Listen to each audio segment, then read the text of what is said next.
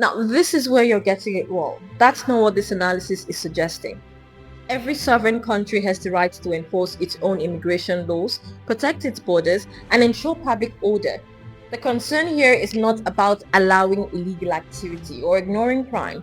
It's more about how enforcement is carried out and ensuring it targets wrongdoing rather than escalating into xenophobia or collective punishment against entire groups of people. When migration tensions rise, the challenge for governments is always balance.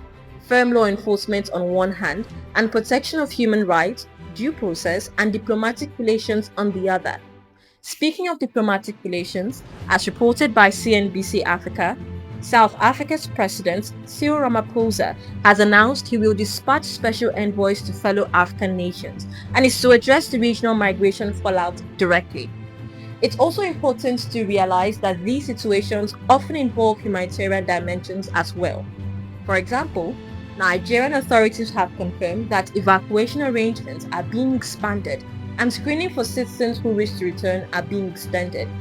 Over 500 people have already been processed and cleared. An approval has been given for 5 evacuation flights and they are to be operated by Air Peace. The first flight is expected to carry around 270 passengers and they are to move from Johannesburg to Lagos on Wednesday, and it's pending clearances and permits from the South African High Commission. Aside Nigeria, Malawi's foreign ministry says 2 buses carrying 150 Malawian nationals departed South Africa and is still part of this voluntary repatriation program.